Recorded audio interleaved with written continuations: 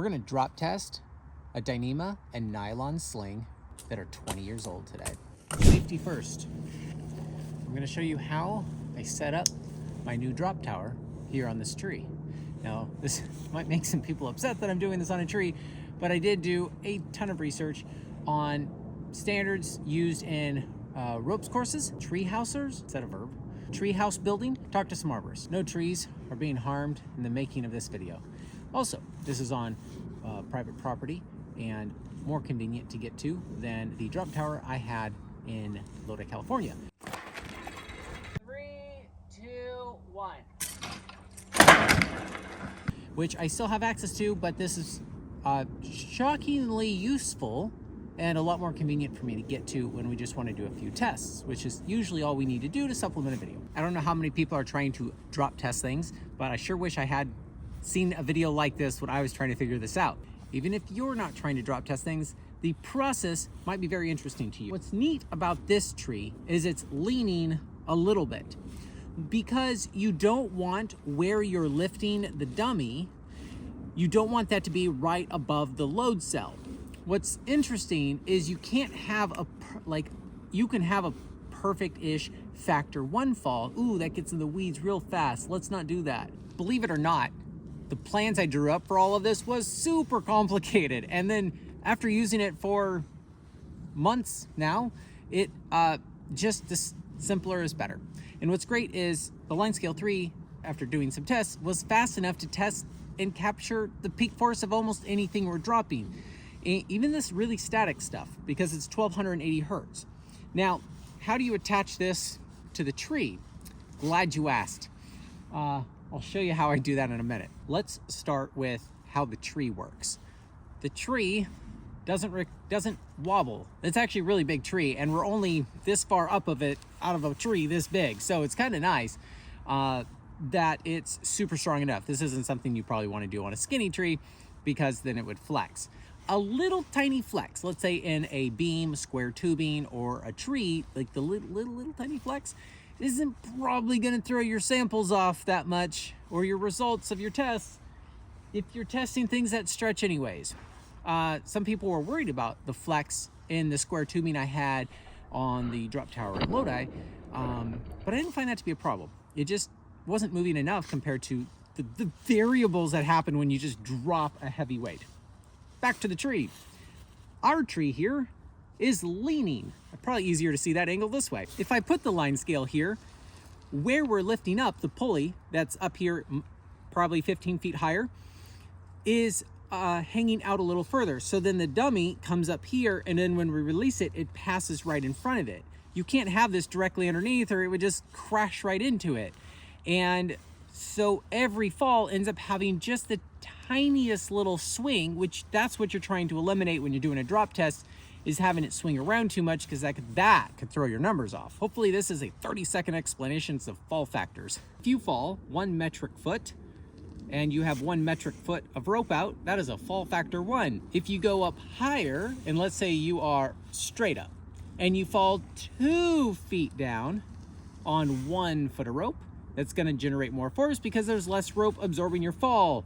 Hypothetically, there's a very static rope that wouldn't catch anything, but go with it. If you are 50% higher and you fall 1.5 feet on 1 foot of rope, that is a 1.5 factor fall. Now, a lot of the standardized testing is 1.7 or 1.8 fall factor because it's just really hard to have a 2 and drop straight down.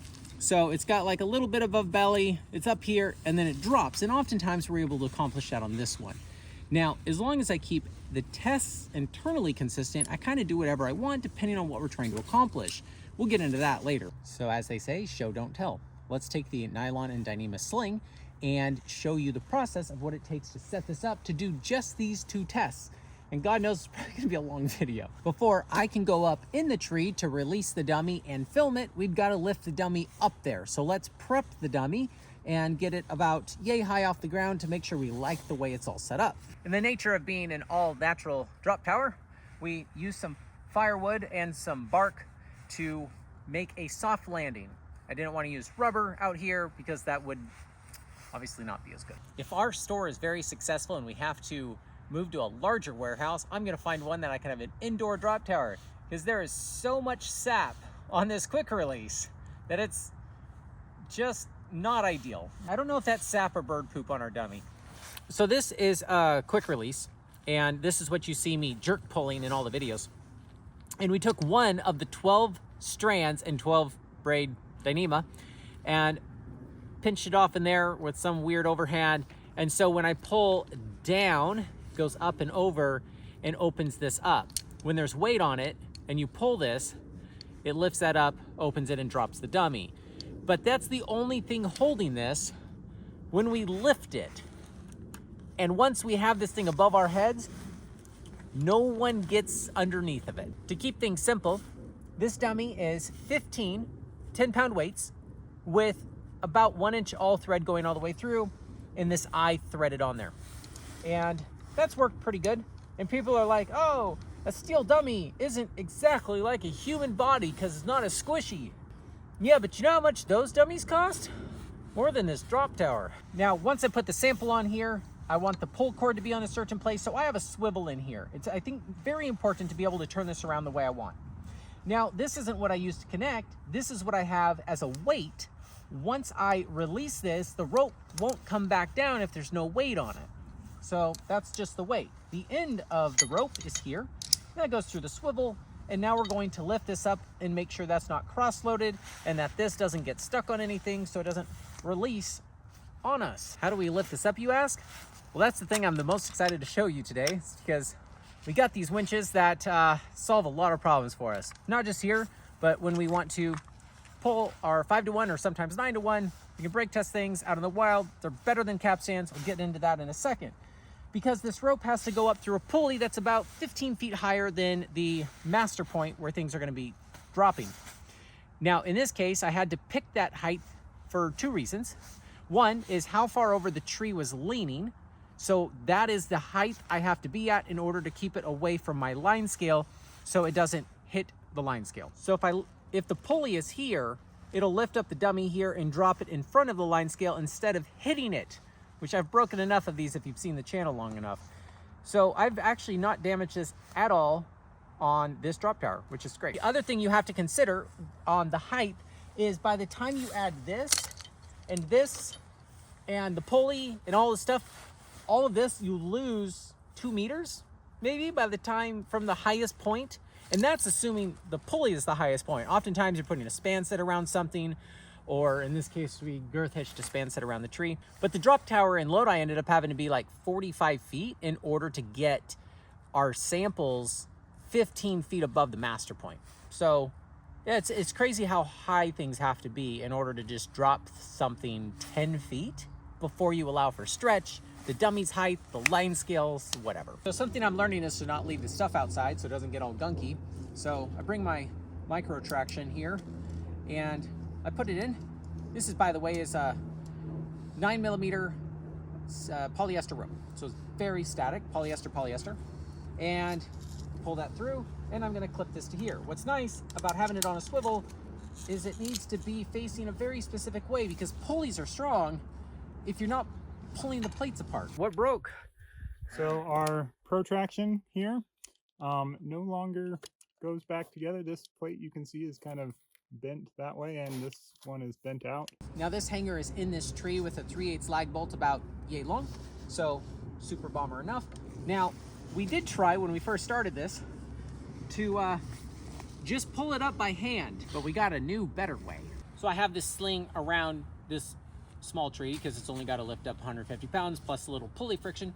And what I started with originally is this capstan. There's pros and cons of capstans. This thing is super, super loud. It's heavy. That's obnoxious. It technically works. The problem is when I want to release the pressure and put it all on the micro traction so I can take this out of the system so it doesn't fall, which is massive improvement from what we did in Lodi. We had a lawn chair under this thing and it would crash into it. We've come a long ways. I'll start with this device and then I'll show you the pros and cons of this versus the other thing. So this drum, you just wrap 3, 4, 5 times depending on the diameter of your rope. And in this case we'll do 5. And then I can pull this up, which we'll get started here.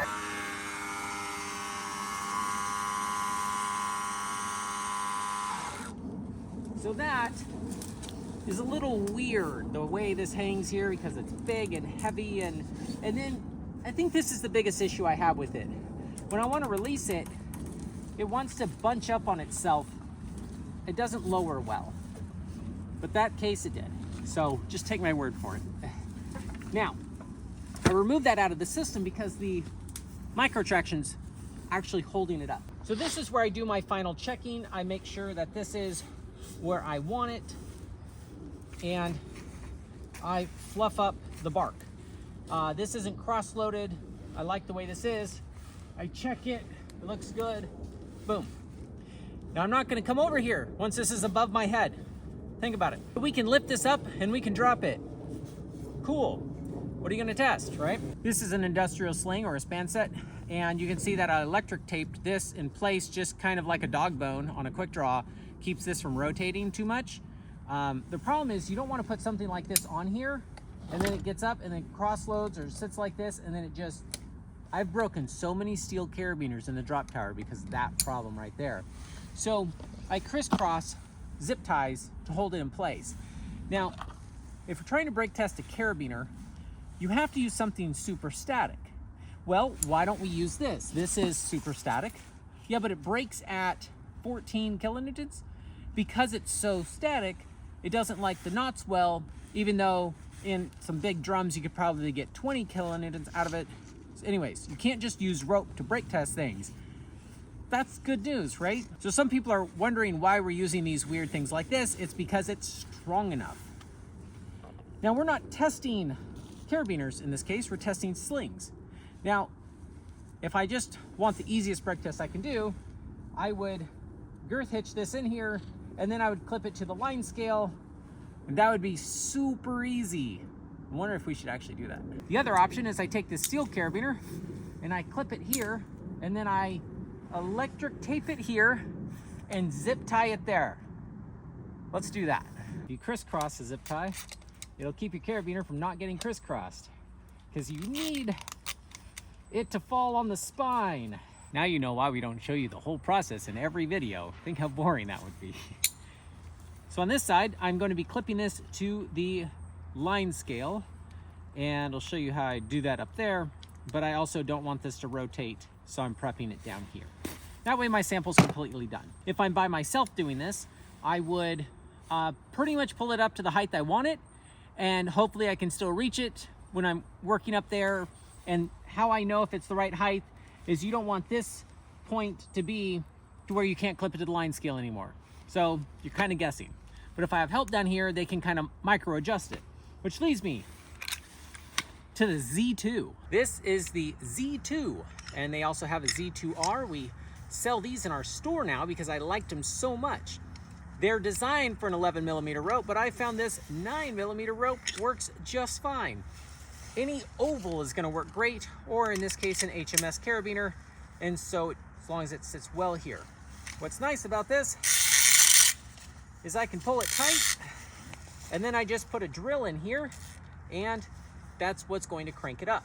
The guy who translated the bolting Bible into Chinese told me about this and got me one, and I liked it so much, I asked him if we could sell it in the store, and now we are. You do not want to use an impact drill. Ask me how I know. But you do need a good, powerful one. I don't even have to feed the tail, it feeds itself. Even on the Ronin, you need to have a second attachment point like an ASAP and an absorber. So this is just to assist getting you up a rope.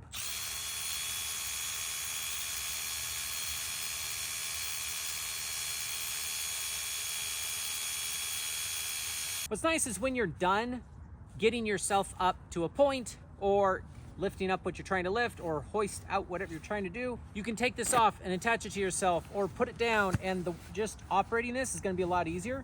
So let's say I have this all the way up and where I want it, and I want to release the pressure on this. It has gears in here, which you can see on the product page. We have put a lot of effort into the product page to make sure you understand this device before you ever get it. And so you go down and up, and you could crack the gears here, and then you could lower this thing, and you can descend with it. Now, if you're using this for rope access, you would want to always have that second attachment point. But as long as this is open, the pulley is free to spin. Now, it also progress captures when it's not open. I am curious about your feedback, because if you don't have a large team to haul people in a rescue situation, I wonder if this would be worth hiking in. I don't know, but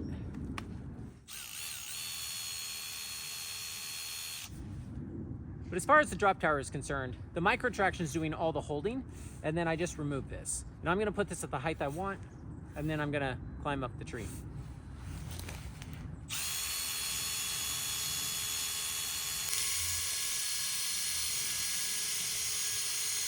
Don't want it higher than that.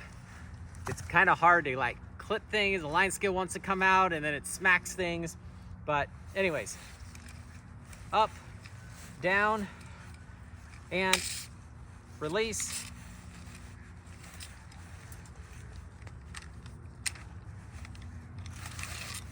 Release.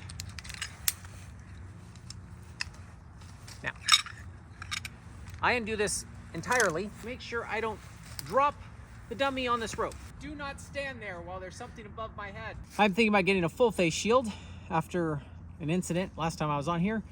For science. Where shrapnel came off of a cross-loaded carabiner and made me bleed. And if that was not on my arm, but maybe on my neck, I don't know, it's kind of hard not to stand there and operate things. But so now I'm going to prep the line scale. I want to have the shortest soft shackle that I can put on here in order to orientate this thing to be face out, because obviously I don't want it to be against the tree like this. And so in order to put it on here like this, then I have a second one that's going to actually go around the all thread that goes all the way through the tree. And that is almost a 1-inch rod. It's, I think, 7/8 inside of a 1-inch hole. And then I just have a little pipe that goes over that, so I'm not putting this directly on the threads. And this is just going to sit on that thing, but you can see from my high point where it's catching everything to my low point, which isn't technically even this. Even the big ones, if you were to put the 10,000 hertz load cell up there, it's got a cable coming out going to a laptop, it needs power, it's frustrating. But even if you do that, you have this giant shackle that goes through the eye. You can't clip too many things to that. You can't just clip a carabiner to that, it's too fat. And so look at the height distance you now start to lose when I start to clip this carabiner up there, and then it's gonna drop. This soft shackle chain for the line scale 3 has been a good setup for this tree. Now I'm just gonna clip that off to myself, and I have my personal anchor, so I can be clipped in at all times. The tree is a little sappy, that's why I wear these. Let's go over there. Now I have a perfect descent installed on a very bomber anchor up there. And that is what allows me to safely go up and down this tree. And then I put in these climbing holds because I thought that was fun. So now that I've double checked I'm connected to these things, the biggest risk on this is forgetting to use it. It happens. I'm gonna go up there, and then I'm going to kind of show you the process up there. So I have a nut on there and another nut, and then I just put the soft shackle right on there, and it hugs it, and that goes all the way through the tree there. I also am tied into here and here with bolts that are quite long and are 3/8. So I have an in-depth video you can find on our Line Scale 3 product page that goes into all the settings you'd want. In this case, I'm not going to log anything. It is at 1280 hertz, and peak mode, I squeeze it and you can see that it's holding the peak force. And so I can make sure that we're all set to 0. You might say that this absorbs some of the fall, but these soft shackles, other than settling a little, are not absorbing anything. There is settling in here, and they're settling in this adjusting. They're settling everywhere in a drop test, unless you have a very fancy machine. So now you can see this is orientated right when I pull it like this. And you can see that this thing is hanging all the way down. And so when I clip it to this, I can show you. You can see how that carabiner wants to sit, but once there's force on it, it's gonna pull like this, and there's no shape to keep that cross-loaded, right? So I'd say this is good enough. If it breaks, that's even more interesting. Oftentimes I'll slide this down so the button knot isn't getting smashed up against the tree right behind this, or I do want that in order for it to have some padding so it doesn't smack this against the tree. Actually really like that idea. That's good. The platforms I'm standing on are just L brackets and 2x12s that I cut. It's not super sophisticated, but it does make being up here easier. And this is the only part of the videos that you actually see. 3, 2, 1. 3, 2, 1. You know how I said this never comes off? It looks like it did. So you can see that this bounced up, which is fine, and it's ready to come down, and that weight is going to allow it to come through the pulley as soon as we release this side. So I'm gonna go back down there and evaluate.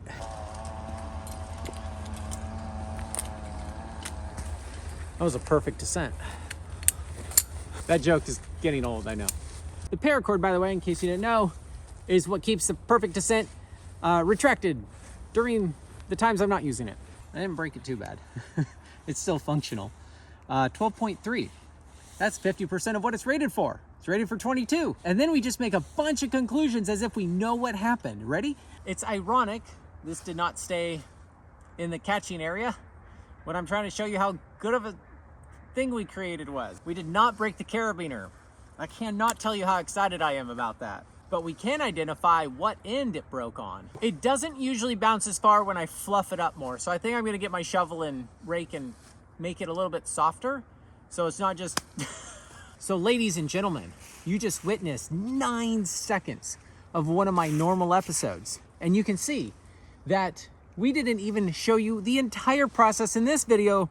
We've been editing this video too. These take a while. Shall we do the nylon sling? Is that foggy or is that my... No, it looks fine. You know, the less we say, the more comments we get. It's because you shock loaded it. It's because it's old. It's because... Everyone's probably right. I don't know. Or no one is. So reset is just as interesting, if any of this is interesting. There you go, giving slack. And notice, it's not coming down. I would benefit from having more weight up there. If you motivate it, it does. And I'm gonna close those teeth back up, keep it right there, and stays fine. The problem is, that dummy is heavy, and we gotta move it back over here now. Not as strong as I look, assuming that I looked strong. 150 pounds, so it's not heavy enough to test things. You're supposed to do 80 kilograms. That's why.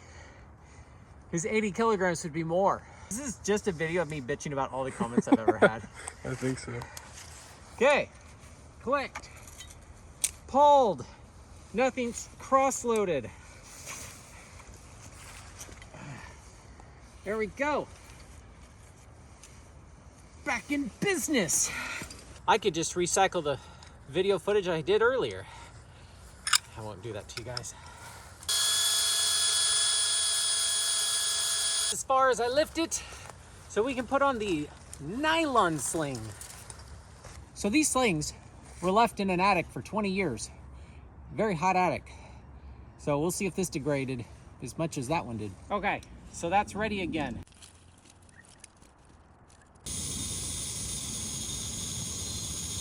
Super, close enough. Okay, we're all set up again, but it sits a little bit better. Like this is how I kind of want it to sit each time I do the sample. This sits good enough, it'll rotate up when that happens.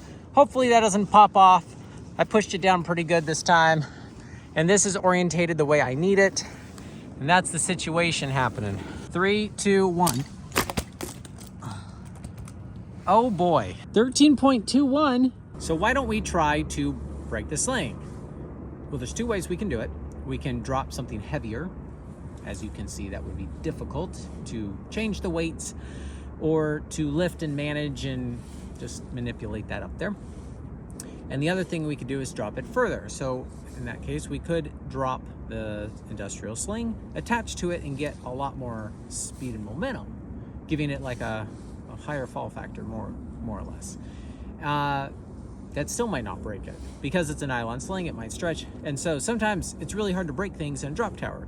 It's nice to just either compare things like the Dyneema versus nylon, or just see what will happen. There's usually a lot of variables, a lot of swinging around, a lot of jerk pulling, and without a really fancy machine that just eliminates all that, this is amazing how much information we can get from just a tree. Now, I could not have built this without having built the thing in Lodi, and I still have access to that if there's value in maybe introducing swing, because the way I built that is that we can move the lift point up further away and actually introduce the swing in there, and it has space underneath, whereas this typically avoids hitting the tree, mostly when it just breaks the sample. Please be safe.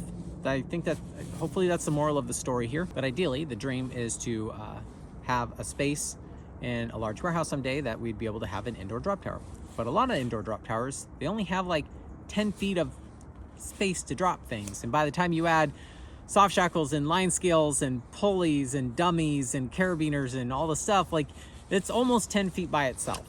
So you can make compact versions, but you're not testing nearly as much. And in theory, I could go higher up in this tree if I really wanted to. I think we can do enough with just the way it is. A ton of information on the Line Scale 3 product page, and we also have a way to make graphs. If you wanted to log your data, you can drag and drop it, boom, right on the website, and it spits it out automatically. It took like 2 years to get that to happen, and you can get that if you sign up for our emails. It's on the welcome email page. And this also is gonna have a bunch of information about it in the product page as well. I'd like to know your feedback on if this is something you would use and buy, and where you see this being helpful. The Ronin is almost $4,000, but I believe this is, I think, $1,500.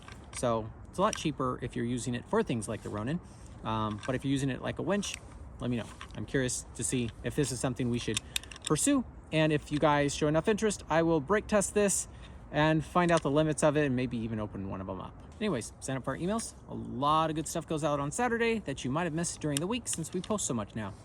Cheers.